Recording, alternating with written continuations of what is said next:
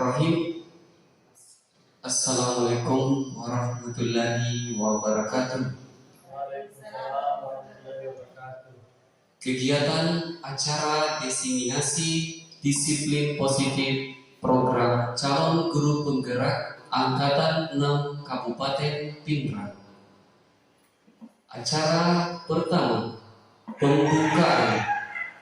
Marilah kita bersama-sama mengucapkan basmalah. Bismillahirrahmanirrahim. Acara selanjutnya menyanyikan lagu Indonesia Raya. Para hadirin mohon berdiri.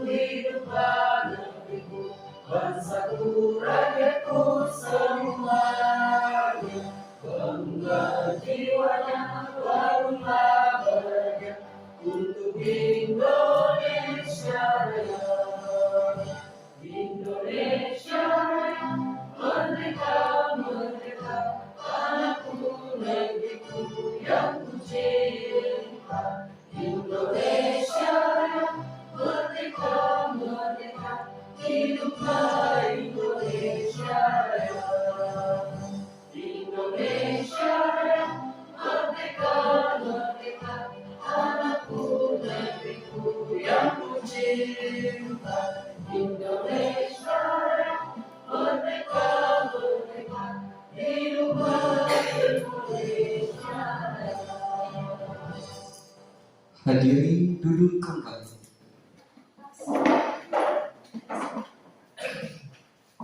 Acara selanjutnya sambutan oleh Bapak Kepala Sekolah. Kepada beliau disilakan. Assalamualaikum warahmatullahi wabarakatuh.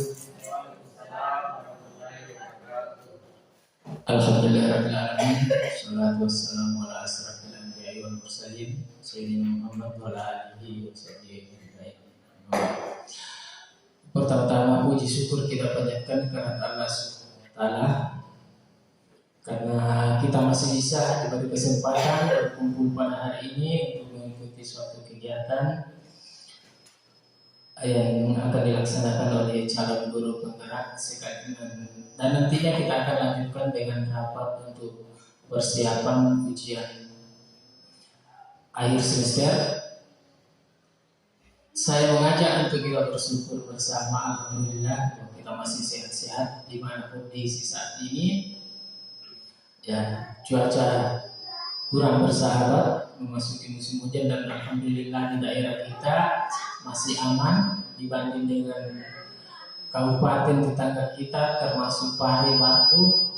Mulai hari Jumat kemarin itu banjir besar-besaran di Mamuju, Majene juga longsor, banyak rumah yang saya lihat di media sosialnya. Jadi kita di sini alhamdulillah masih aman, tetapi kita tetap harus waspada karena kondisi geografis daerah kita pegunungan, jadi rentan juga kena musibah.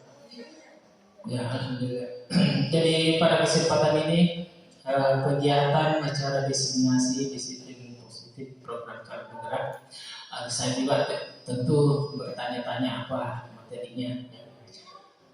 Sebagai kepala sekolah, dan bukan saya saja, hampir semua kepala sekolah yang memiliki calon guru penggerak itu bertanya-tanya apa sih sebenarnya guru penggerak itu, baik yang sudah datang pertama maupun yang angkatan sekarang masih berlangsung. Mengapa?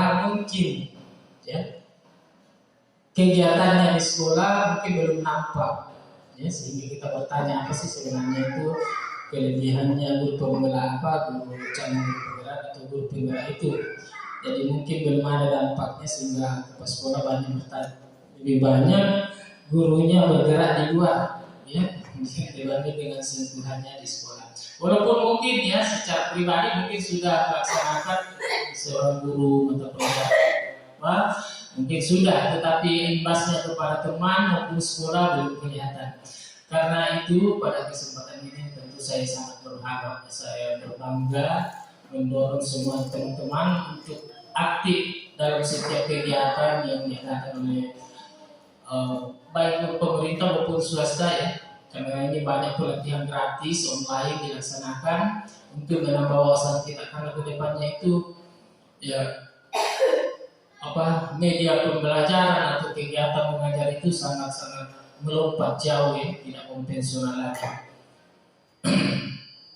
Ya, dan ini termasuk kita di waktu rapat kemarin pada saat kongres PGRI juga itu termasuk dipuji karena di Batu Lapa ini ada 3 guru yang dia sebagai fasilitator dari bidang IT itu sudah bertaraf bukan daerah lagi. Jadi misalnya Pak Sabir itu sudah melatih antar kabupaten, ya, ada Pak Sabir, ada Pak ini.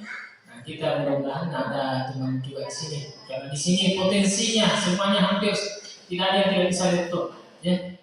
Nah, ini kita ke depannya karena kekurangan kita di anggaran, bagaimana kita mensiasati dengan digital yang ada, memudahkan mendapatkan informasi. Alhamdulillah WIB sudah bisa masuk walaupun harus kita gunakan voucher. Nah, semua di sini mampu, ya. Ini mudah-mudahan ini guru T, operator, pasien juga sudah mulai belajar, dan saya lihat Ibu Rusti ternyata juga termasuk alumni dari jurusan TIK, ya.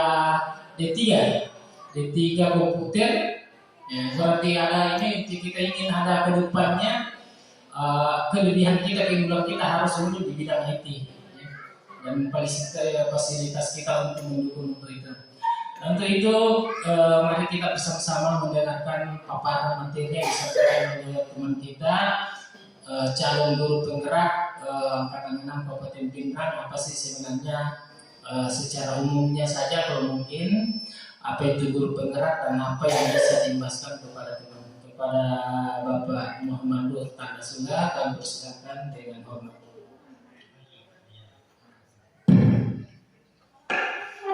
Acara selanjutnya presentasi materi disiplin positif, kepada beliau disilakan.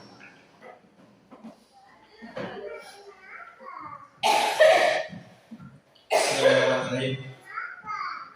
Yang terhormat Bapak Kepala Sekolah, yang terhormat Bapak Ibu Guru, tenaga pendidik dan tenaga kependidikan yang saya hormati.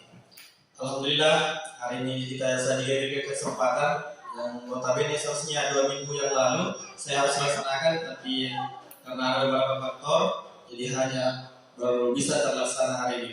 Oke,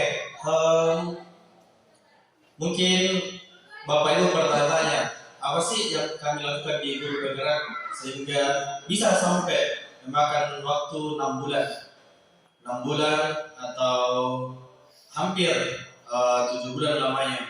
Jadi ada beberapa yang perlu kita tahu bahwa guru penggerak itu adalah, inti dari guru penggerak adalah kita diajarkan bagaimana sih menjadi seorang guru, guru dalam kelas, guru di luar kelas atau di lingkungan sekolah, dan guru dan bagaimana menjadi seorang guru di masyarakat. Jadi guru itu bukan di kelas saja dan maupun di masyarakat.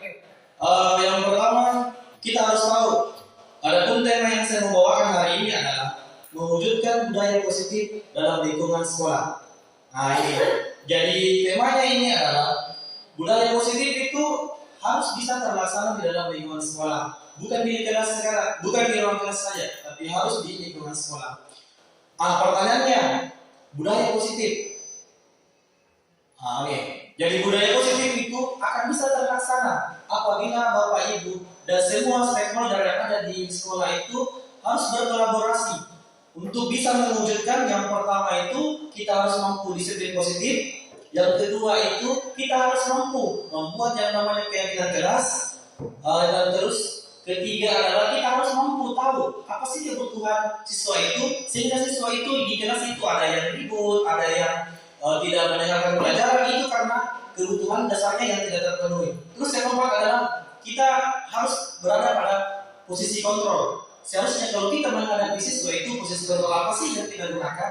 Terus yang terakhir adalah segitiga restitusi. Ini materi segitiga restitusi saya juga respect terhadap guru penggerak karena ini tidak ada dalam pikiran saya untuk yang namanya segitiga restitusi. Oleh karena itu, untuk memahami lebih jauh tentang pokok bahasan ini, yang pertama yang harus kita ketahui adalah ini budaya positif. Budaya positif ya, seperti itu. Jadi apa sih yang dimaksud dengan budaya positif itu? Nah, ini. Jadi kami di guru penggerak itu menganalogikan atau membahas atau ini menganalogikan bahwa kita contoh ambil perbandingan dengan hidup tumbuh-tumbuhan dari seorang petani. Maksudnya apa? Ibarat guru itu adalah seorang petani, di mana petani itu menanam padi, misalnya kita harus itu menuntun tumbuhannya, memperbaiki kondisi tanah, memelihara tanaman, memberi pupuk dan air, dan membasmi ulat-ulat atau jamur-jamur yang mengganggu hidup tanaman padi dan sebagainya. Ini sebagai analogi. Tapi pada saat di kelas itu, jadi kita itu dapat memahami bahwa sekolah itu diibaratkan sebagai tempat tanam, bercocok tanam, sehingga guru sebagai petani itu harus mampu mengusahakan sekolah jadi lingkungan yang menyenangkan, menjaga dan melindungi murid dari hal-hal yang tidak baik, sehingga karakter murid tumbuh dengan baik. Dengan demikian, salah satu tanggung jawab seorang guru adalah bagaimana itu kita menciptakan lingkungan positif. Ini menciptakan lingkungan positif yang terdiri dari warga sekolah yang saling mendukung. Sekali lagi saya katakan bahwa hal ini bisa terlaksana dengan semua stakeholder atau warga masyarakat itu harus berkolaborasi, saling mendukung, saling belajar, saling bekerja sama, sehingga terciptanya kebiasaan-kebiasaan baik. Dari kebiasaan baik inilah yang dapat memunculkan yang namanya budaya positif. Oke, itu ya. Kita lanjut. Ini untuk hal pertama yang kita lakukan untuk menciptakan budaya positif adalah ini, disiplin dan nilai kebajikan universal. Mungkin kalau kita berpikir tentang disiplin, pasti Bapak Ibu berpikir bahwa disiplin itu adalah kita harus mengikuti tata tertib. Itu. Disiplin itu adalah harus teratur peraturan. Disiplin itu adalah tepat waktu. Namun di sini kami membahas bahwa disiplin itu bukan seperti itu. Jadi perumpamaan atau mindset yang kita punya selama ini tentang disiplin itu adalah kurang tepat. Sudah benar, cuma kurang tepat. Disinilah dalam wadah guru penggerak inilah kita diberikan penjelasan bahwa bukan seperti itu disiplin yang sebenarnya. Jadi disiplin itu memang kita sering katakan bahwa disiplin itu dihubungkan dengan hukuman.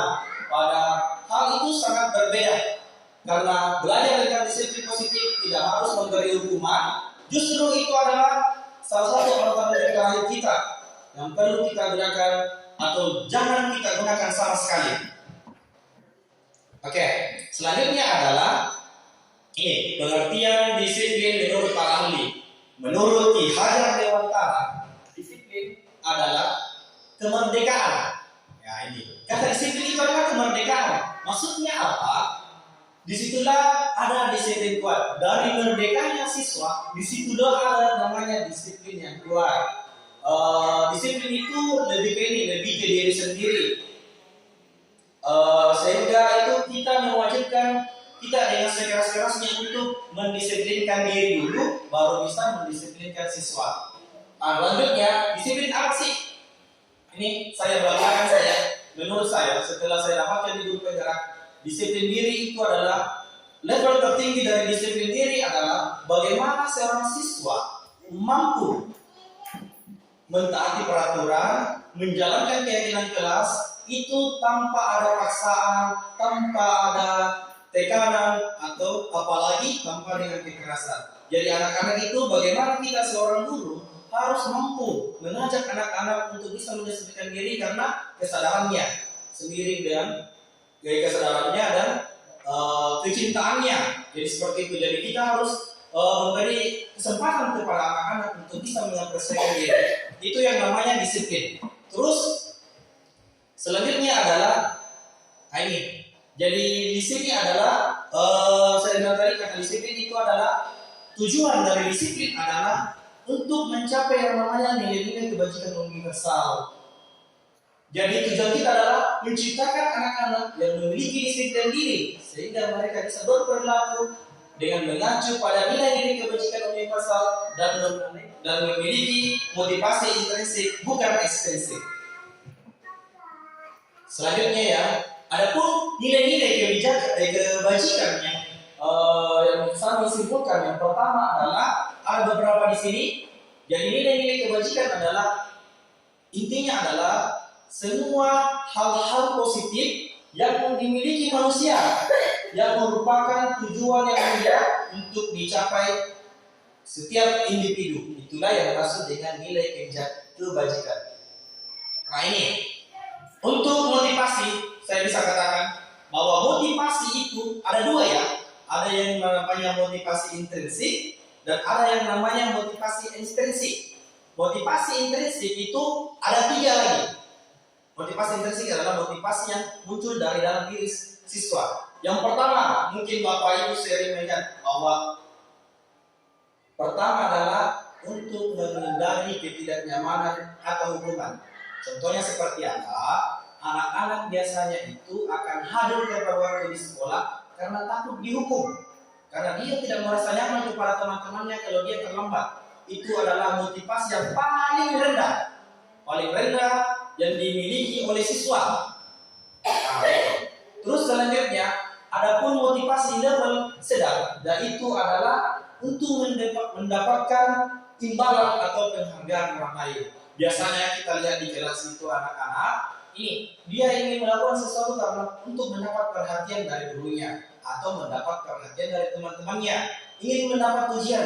Itu adalah merupakan motivasi level sedang yang bisa kita tingkatkan, sehingga menjadi level yang selanjutnya. Sedangkan untuk level selanjutnya adalah bagaimana kita menciptakan anak-anak yang mereka inginkan dan untuk menghargai diri sendiri dan nilai-nilai yang mereka percaya. Bahwasanya begini ya Bapak Ibu, kita ambil seperti ini.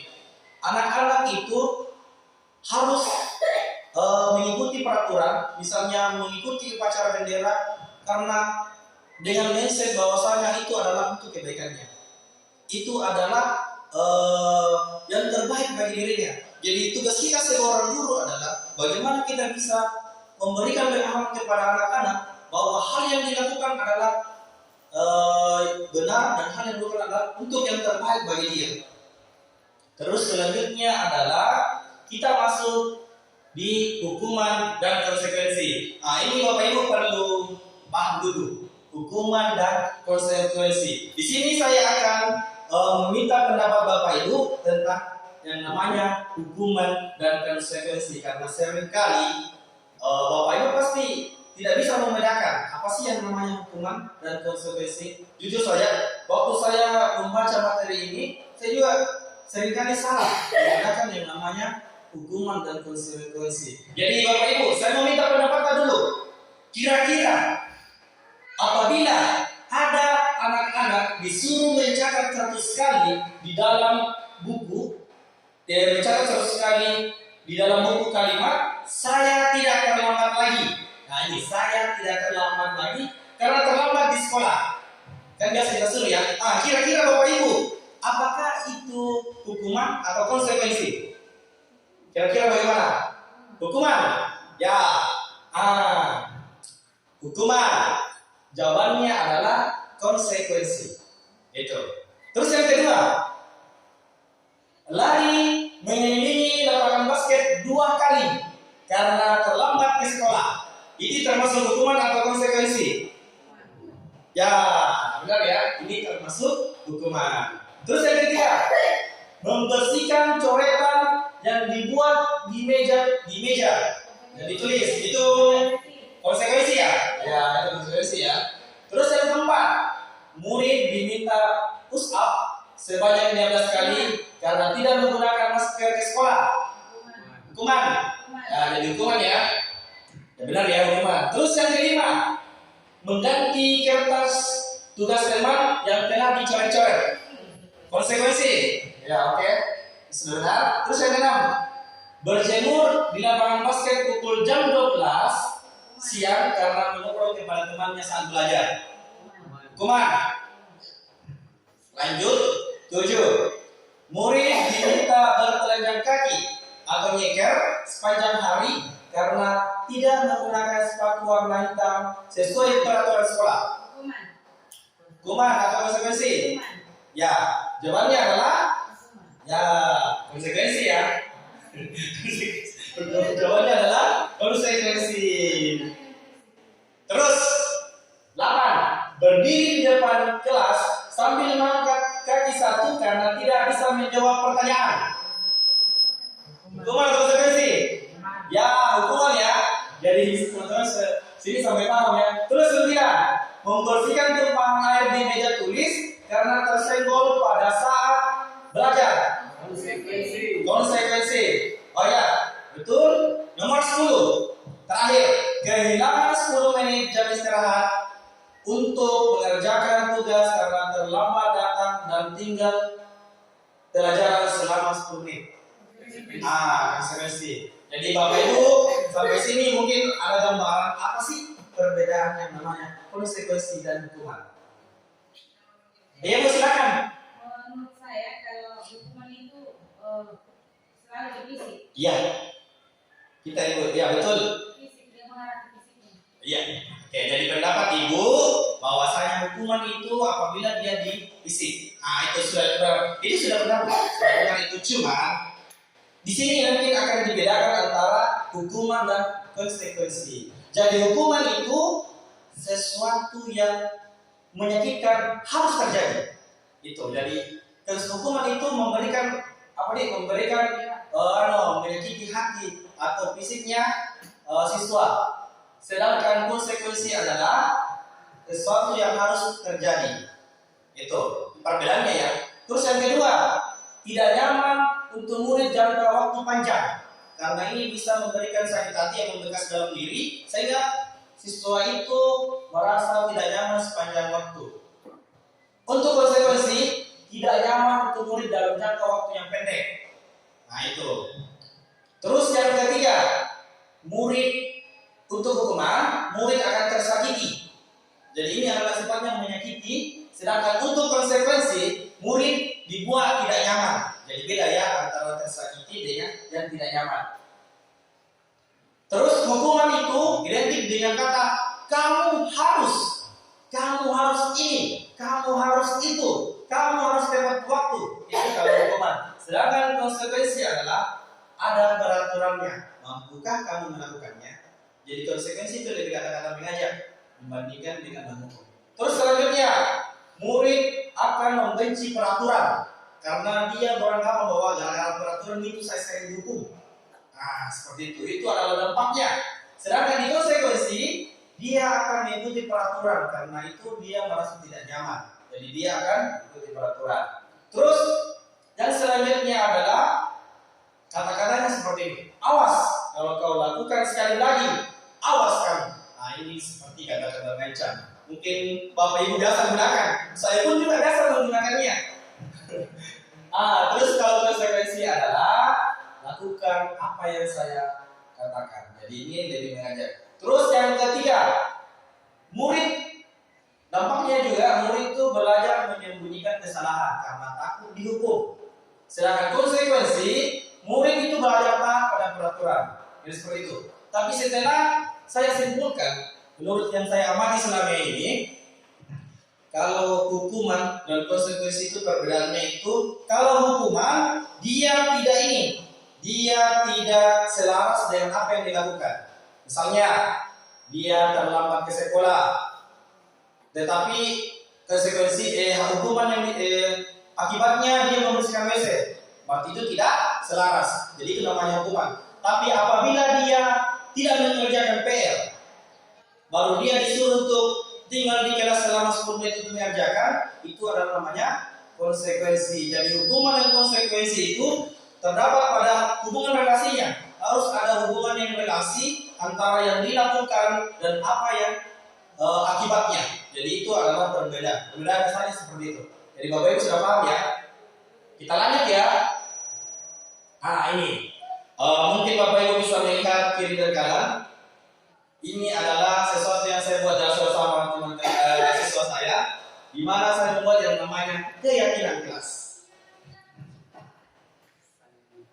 Ini, jadi intinya seperti ini. Mungkin bahasa sederhana saya gunakan. Keyakinan kelas itu adalah hasil dari kesepakatan kelas. Tapi keyakinan kelas itu dia berupa apa nih? Kata-kata yang mengajak.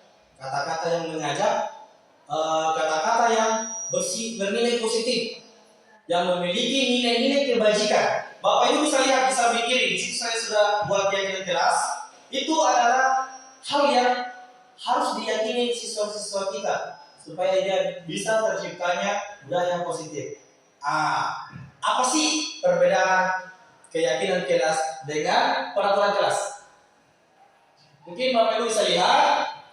Ini ya yang membedakan. Contohnya saja seperti ini. Kalau dia kesepakatan kelas, otomatis kita akan membuat kata-kata tidak boleh datang terlambat. Itu. Tapi kalau dia masuk di level keyakinan kelas, kata-katanya diubah menjadi datanglah tepat waktu.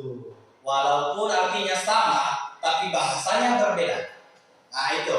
Selanjutnya yang kedua, tidak boleh mengganggu teman. Apabila kita bawa keyakinan keras, itu menjadi saling menghargai sesama teman. Itu. Jadi itulah perbedaan. Terus selanjutnya, nomor 3 ya, kerja tugas sesuai waktu yang diberikan. Sedangkan kalau di keyakinan kelas adalah komitmen terhadap kelas. Terus yang keempat, saat kesepakatannya seperti ini, saat meminjam barang kepada teman harus dikembalikan. Sedangkan kalau kita masuk di keyakinan kelas, dia akan bilang percaya dan hormati orang lain serta miliknya. Jadi mungkin dari kata-kata itu walaupun maknanya sama, tapi kata-katanya beda. Dan ini akan memberikan memberikan hal yang baik kepada siswa itu. Jadi di sini terus yang ketiga, terus yang terakhir, mungkin Bapak Ibu sering gunakan. Kalau di kesepakatan kelas itu kita bicara seperti ini, buanglah sampah pada tempatnya. Tapi kalau masuk di keyakinan kelas, dia akan bilang jagalah lingkungan sekolah. Jadi seperti itu ya perbedaannya ya. Jadi keyakinan kelas adalah hal-hal yang perlu kita yakini, guru maupun siswa, untuk menciptakan kenyamanan, kesehatan bagi kita, sehingga hal ini itu bisa menjadikan kita berpikir positif, hal-hal positif yang kita dapatkan di lingkungan di dalam diri sendiri. Kemudian kita memberikan pengaruh positif kepada yang lain sehingga terciptanya yang namanya budaya positif. Terus selanjutnya, ini Bapak Ibu kita harus paham betul yang namanya di sini.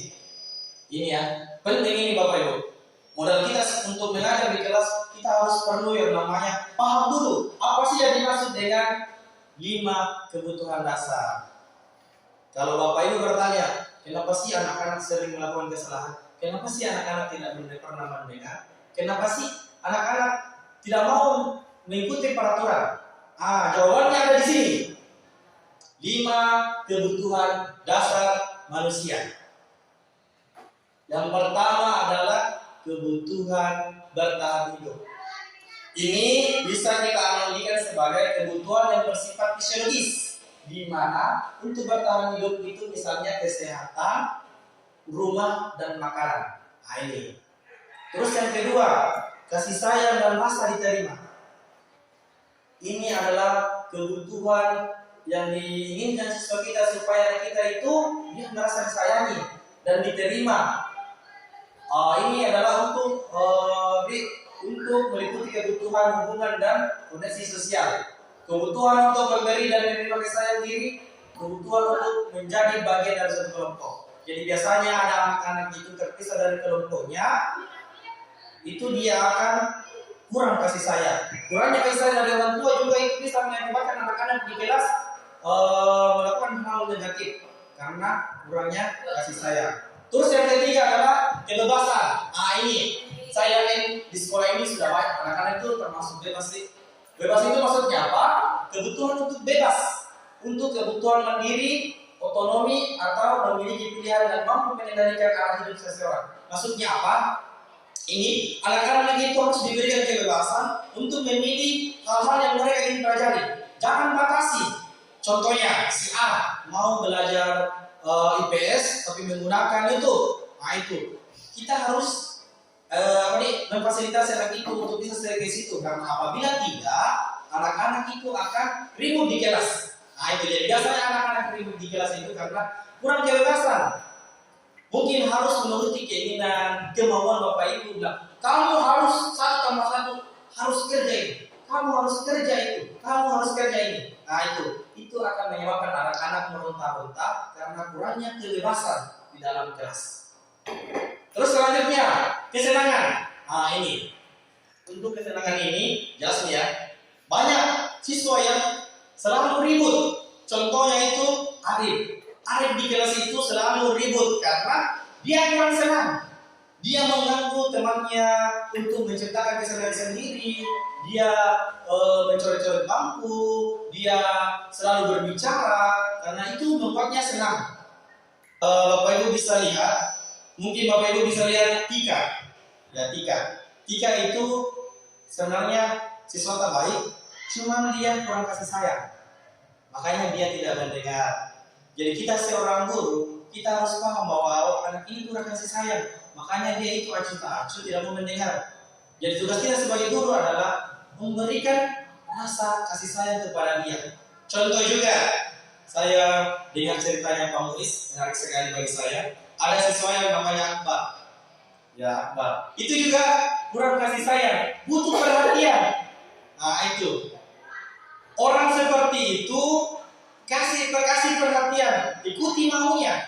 Karena anak-anak itu tidak bisa disamaratakan. Misalkan seperti ini, Radit dengan Hafiz. Kalau misalkan kita kasih soal 5 kepada siswa kita, 5 ya, Hafiz kita tuntun dia bisa mengerjakan 5 soal. Tapi kalau Radit, kalau dia sudah bisa mengerjakan 2 nomor, itu sudah berhasil. Nah, begitu. Jadi Bapak Ibu jangan disamaratakan ini semua anak-anak, jangan. Contohnya Tika, kalau Tika sudah kita menjelaskan, baru dia sudah mendengarkan, itu sudah berhasil. Jadi seperti itu ya Bapak Ibu, jangan diratakan ini. Kita lihat juga kayak ini di kelas 7 itu saya siswa namanya Syafiq itu dia kekurangan kesenangan. Dia maunya contohnya kemarin pelajaran IPS, saya kasih kesempatan untuk main YouTube atau mencari referensi dari internet, sekaligus juga dia mencari kesenangannya di internet. Dan alhamdulillah sampai begitu mampu, bahkan mengalahkan teman-temannya dalam hal berbicara dan menyelesaikan suatu masalah. Jadi artinya apa? Syafiq ini dia itu kekurangan kesenangan. Perlu diberikan anak-anak seperti itu sesuai dengan kebutuhannya, dan insya Allah apabila yang tadi 5 kebutuhan ini dimiliki semua siswa, insya Allah tidak akan ada yang namanya ribut-ribut, tidak ada yang namanya bilang seperti ini seperti itu, banyak gaya tambahan, itu tidak ada. Saya yakin Kalau apabila jadi tugas kita sebagai guru ini juga tugas kita sebagai guru yang paling mendasar adalah menuntun, bukan menuntut. Bukan menuntut. Misalnya menuntun itu contohnya dalam pembelajaran kita itu ada dua tujuan pembelajaran. Itu apabila siswa si A karena memang terkenal mampu, itu dia bisa mencapai indikatornya 3 dalam tujuan pembelajaran itu. Oke. Kalau ada anak yang kurang kayak Andika seperti itu, 2 indikator saja itu sudah cukup. Kita tidak boleh menyamakan semua persepsi anak-anak bahwa dia harus mampu. Karena memang kita tugasnya untuk menuntun tumbuh kembangnya seorang anak sehingga anak itu bisa bahagia setinggi-tingginya. Itulah tugas kita sebagai guru. Ada juga yang mengatakan guru itu adalah menghamba pada siswa. Maksudnya menghamba pada siswa itu kita ikhlas, kita cinta mendekati anak, bukan karena ada paksaan, bukan karena kewajiban kita sebagai guru, karena bukan juga karena ini adalah pekerjaan kita. Bukan seperti itu. Jadi memang harus kita murnikan dulu diri kita, kemudian kita mendekati anak-anak. Mungkin seperti itu. Jadi Bapak Ibu, ada yang bisa tambahkan? Kira-kira siapa siswa lagi di sini yang butuh atau kekurangan yang namanya kebutuhan? Kalau tidak kita lanjut ya. Ya, Jeffrey. Kalau Jeffrey kira-kira Bu, apanya dia butuh? Kayaknya perlu pendekatan khusus itu. Iya. Tidak terlalu jadi luar biasa apa? Luar biasa. Ya. SLB. Iya.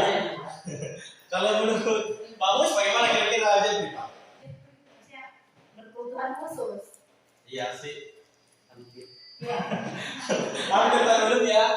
Kalau Jeffrey itu, tapi Jeffrey Bu, kalau saya kasih belajar, baru saya kasih cari di internet, Cepat. ini selesai sih. Dia kalau dikasih pengertian yang kayak bahasa anak-anak, ya mereka bilang Itu. butuh pendekatan. Dia butuh bahasa anak SD. Betul, maksudnya Ibu Syam sedangkan untuk menangani Jeffrey itu kita butuhkan disederhanakan semua. Mulai dari kata-katanya, tingkah lakunya, cara menanggapi itu bisa. Tapi Jeffrey itu termasuk mandiri Bu, dan dia mau berusaha. Ya. Contohnya seperti apa? Kemarin saya kasih tugas kepada Nur Aliska karena saya sempat ketemu saya Nur Aliska karena kegiatan. Jeffrey itu langsung datang di saya dengan sendiri, dengan pedenya. Bilang Pak yang mana tadi? Nah, berarti dia punya kemampuan untuk mandiri. Cuma mungkin dia butuh kesenangan dari kasih sayang. Kemarin waktu pengambilan video, Ya. saya tanya, siapa yang tahu fungsi darah? Ada yang untuk mengangkut apa? Langsung Jeffrey respon menjawab ini, ngangkut barang Bu. Iya, seperti itu ya Bapak Ibu. Mungkin seperti itulah yang namanya siswa kita. Jadi alhamdulillah karena siswa kita di sekolah ini bisa dikatakan masih mendengarkan dan masih mempunyai kelebihan dibandingkan dengan yang lain. Kemudian mauji berusaha. Nah, tugas kita adalah bagaimana kita bisa menuntun anak tersebut untuk bisa menggali potensinya.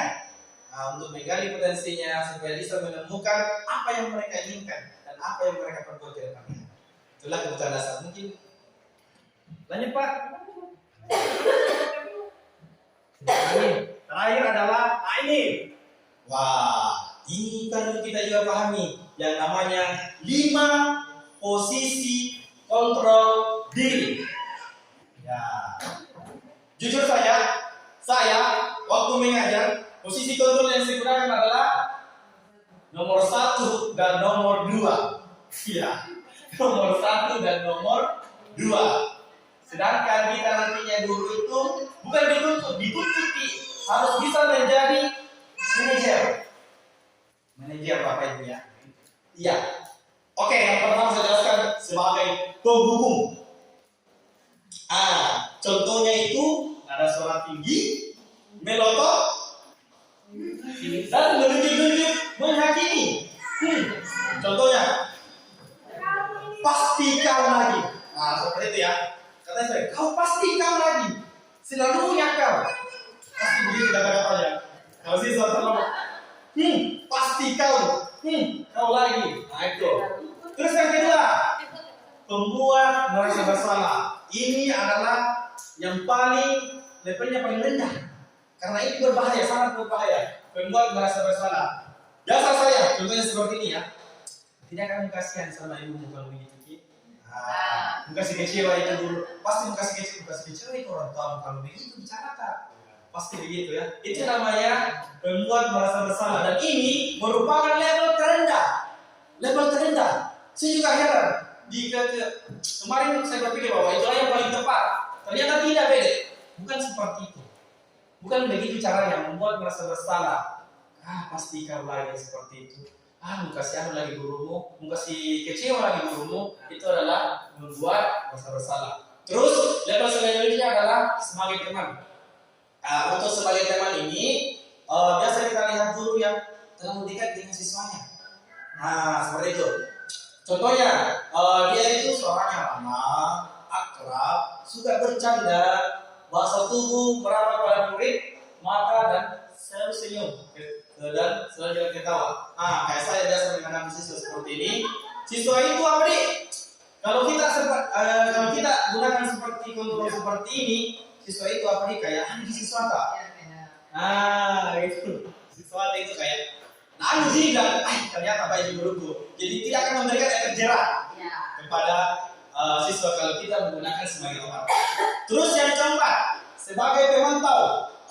Ini pemantau ini biasa kita lihat guru kita yang apa nih, bahasa umumnya itu yang persepsionis. Ya, persepsionis itu pasti dia selalu seperti ini. Kamu terlambat lagi 20 menit.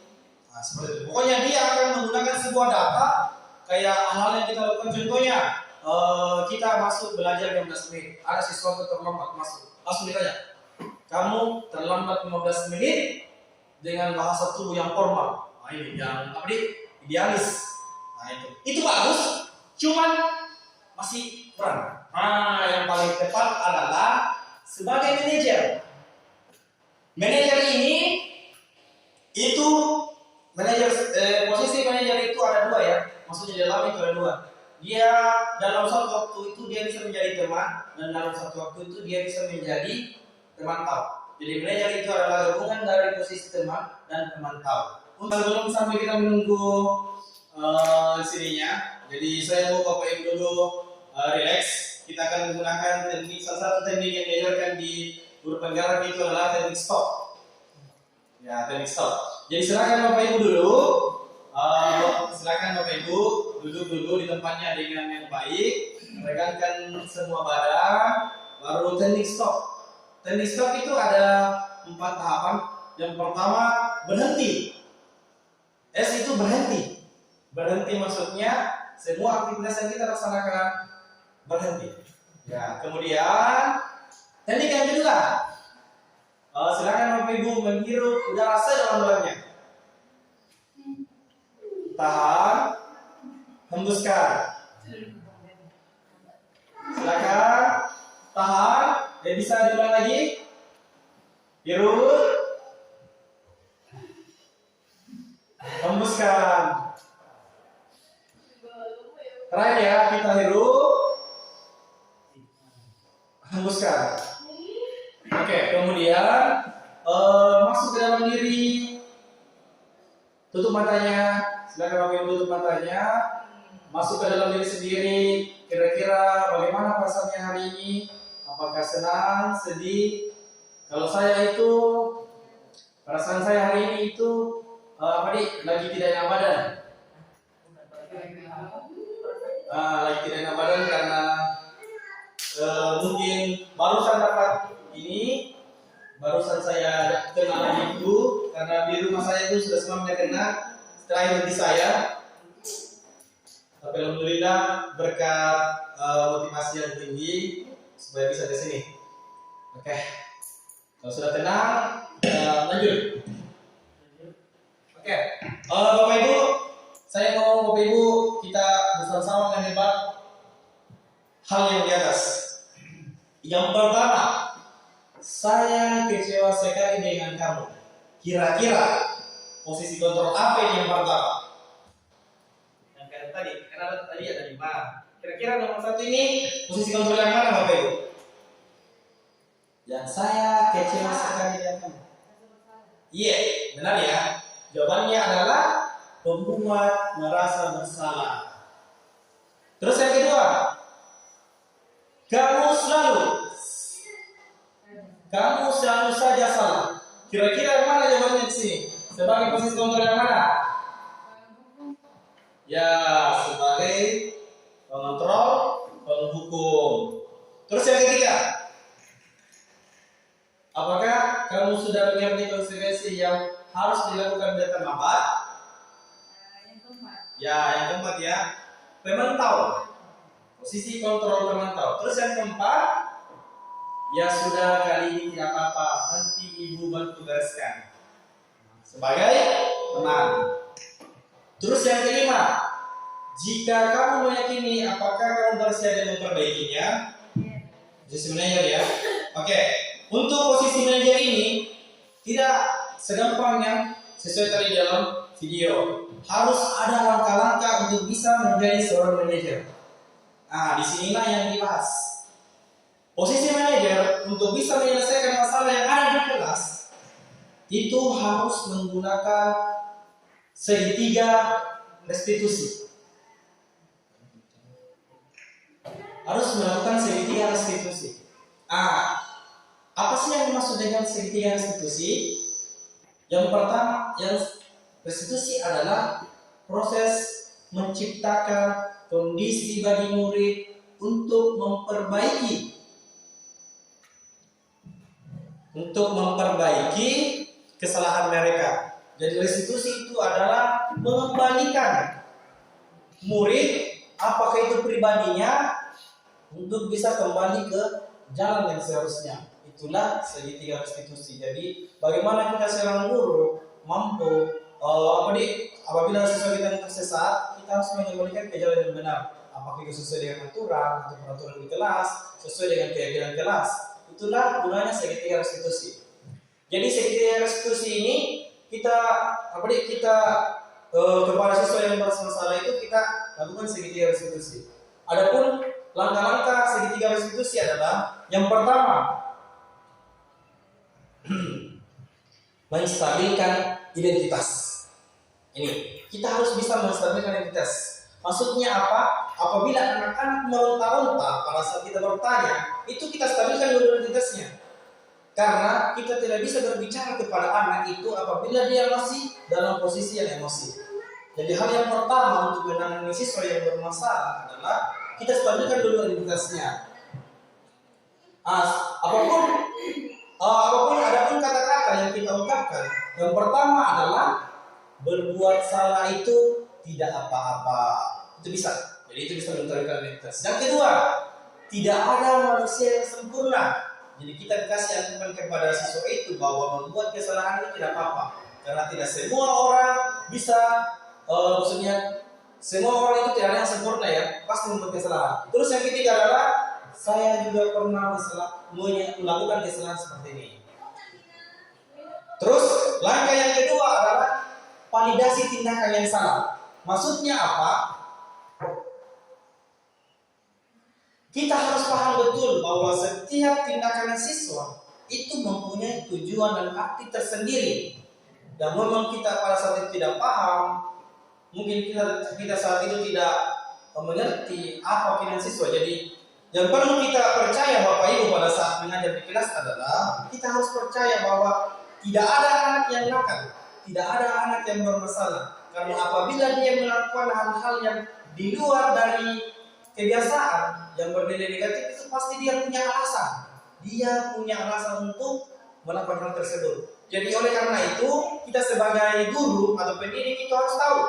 Kita harus validasi tindakan yang salah. Dengan cara apa?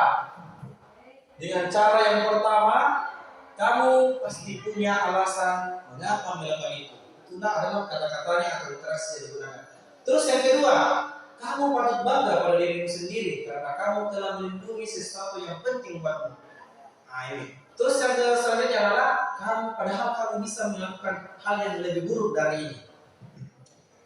Terus langkah yang ketiga adalah setelah anak itu stabil, setelah anak itu sudah merasa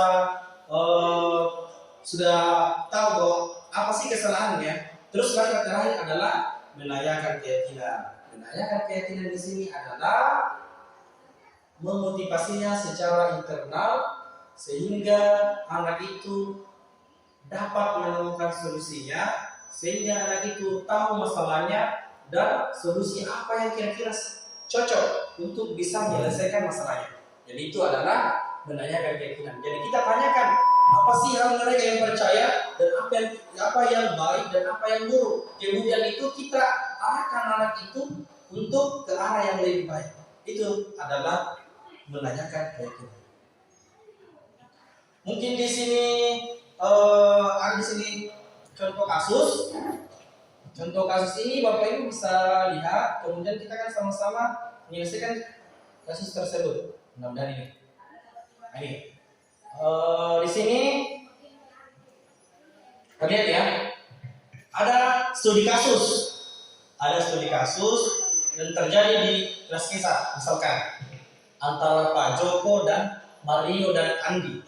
Yang pertama, Mario, Bapak tadi dengar laporan dari guru pikir di kantin, sepertinya kalian dalam masalah ya. Ada yang bisa Bapak bantu? Apa yang terjadi? Nah ini, apa yang terjadi? Terus di situ Mario dan Andi itu menjawab, oh iya Pak, tadi saya jam istirahat pagi, kami main lempar-lempar makanan. Ini main lempar-lempar makanan di kantin, tapi tidak sengaja malah kelempar kena wajah Ibu Dina. Wah, malah terkena lempar ke wajah Ibu Dina. Kepala sekolah ketika Bu Dina. Oh, kepala sekolah ketika beliau sedang berjalan. Wah, Ibu Dina ini kena mukanya. Berarti kepala sekolah. Nah ini, kembali ke Panto. Kalian main lempar-lempar makanan di kantin, kena wajah Ibu Dina ketika beliau sedang lewat. Mario dan Adi menjawab, iya Pak, dengan wajah sedih dan muka menunduk. Pak Joko, Adi, ada informasi yang kamu mau kembangkan? Adi menjawab, kami tidak bermaksud melakukannya Pak. Tapi, Pak Joko bertanya, tapi apa? Langsung Adi menjawab, tapi kami tidak sengaja. Pak Joko bertanya lagi, apakah kalian tahu kalau kalian berdua dalam masalah sekarang? Mario dan Adi menjawab, iya Pak. Pak Joko kemudian bertanya, baiklah, Bapak di sini bukan untuk mencari siapa yang salah, Bapak di sini untuk mencari penyelesaian sama-sama terhadap masalah itu. Berpikir bersama tentang apa yang bisa kita lakukan untuk memperbaiki kasus ini. Kalian pasti melakukan itu karena ada alasannya kan? Pasti seru ya main lempar-lempar makanan begitu. Menjawab Mario dan Adi, iya Pak. Pak Joko lalu menjawab, ya Bapak bisa lihat kalian merasa senang melakukannya, tetapi yang kalian lakukan merugikan orang lain, sehingga sekarang kalian dalam masalah. Pak Mario dan Adi berkata, iya Pak. Kemudian Pak Joko lagi menambahkan, sekarang mari kita bicara tentang keyakinan kelas dan keyakinan sekolah kita. Apa yang kita percaya dan yang mana kalian mau tunjukkan? Mario menjawab, kita harus bersikap baik satu sama lain. Adi bertanya lagi, Adi menjawab, menghormati orang lain dan menghormati diri sendiri. Itu adalah keyakinan kelasnya ya. Terus Pak Joko bertanya, kalian berdua ingat dengan keyakinan kelas kita kembali pada ketika main lempar-lempar makanan dan mengenai Ibu Dina, apakah ketika kalian melakukan itu kalian menghormati orang lain dan lingkungan? Mario menjawab, tidak Pak. Pak Joko lagi menambahkan, tapi kalian mendapatkan rasa senang. Menurut Bapak, ada cara untuk mendapatkan rasa senang tanpa merugikan orang lain. Bagaimana menurut kalian? Mario dan Adi menjawab, iya Pak. Pak Joko kemudian menambahkan, nah sekarang mari kita selalu mengindahkan keyakinan kelas. Besok kita ke kantin dan kalian bisa berkelakuan baik lagi. Di sini adalah contoh kasus pertengkaran antara siswa di kantin, lempar-lempar, dan kebetulan kepala sekolahnya lewat dan terkena mukanya. Kira-kira pertanyaannya pragmatik adalah, apa yang dikatakan guru dalam tahap menstabilkan identitas, validasi tindakan, dan mencari keyakinan? Terus pertanyaan yang kedua, kebutuhan apa yang berusaha dipenuhi oleh Mario dan Adi? Khususnya kebutuhan ini adalah, tadi kan ada 5 kebutuhan. Nah, kira-kira yang mana antara yang kelima itu? Terus yang ketiga, dari posisi kontrol posisi, manakah yang dipraktekkan oleh guru? Oke. Jadi kita bisa lihat tadi. Nah, terus di sini sudah saya bisa kita lihat. Jadi jawabannya adalah, apa yang dilakukan guru dalam tahap menstabilkan identitas adalah ini. Caranya adalah, jawabannya adalah, Bapak di sini bukan untuk mencari siapa yang salah. Jadi kita itu seakan-akan jangan menyalahkan siswa, tapi bersikap menengahi siswa antara masalah. Jadi itulah yang maksudnya validasi identitas. Saya di sini bukan mencari siapa yang salah. Bapak di sini untuk mencari penyelesaian sama-sama tentang apa yang bisa kita lakukan untuk memperbaiki situasi ini. Itu adalah menstabilkan identitas. Terus yang kedua, validasi tindakan. Ya, jelas ya. Kalian pasti melakukan itu karena ada alasannya. Jadi di sini seakan-akan bagaimana kita mengajak siswa itu supaya dia tidak merasa bersalah bahwa saya melakukan ini karena ini saya menyesal makanya. Jadi kita membangkitkan semangat anak-anak di validasi tindakan supaya mereka ingin memperbaikinya. Seperti itu caranya. Jadi di sini adalah kalian pasti melakukan itu karena ada alasannya, karena mencari kesenangan. Terus mencari keyakinan, atau di situ adalah sekarang mari kita bicara tentang keyakinan dan keyakinan sekolah kita. Jadi di sini bisa didapatkan bahwasanya hal yang pertama kita lakukan adalah membuat dulu keyakinan kelas atau keyakinan sekolah, supaya itu bisa menjadi acuan bagi siswa-siswa kita ke depannya selama 6 bulan ke depan. Jadi itulah yang perlu kita lakukan. Terus yang kedua, kebutuhan apa yang berusaha dipenuhi oleh Mario dan Adi? Kebutuhan adalah kesenangan, karena mereka mencari kesenangan di kantin dengan cara melempar-lempar. Cuma lemparannya kurang tepat, jadi seperti itu. Terus dari posisi 5 kontrol, posisi mana yang diperhatikan oleh guru?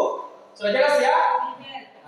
Selalu perhatikan manajer. Jadi Bapak Ibu, kalau ada yang bertanya, silakan bertanya. Kita akan menjawab. Jadi saya persilakan kepada yang bertanya. Ya, Pak? Oh ya, oke. Jadi mungkin itu saja dari saya. Kurang lebih mohon dimaafkan. Sekian dan terima kasih. Assalamualaikum warahmatullahi wabarakatuh. Waalaikumsalam.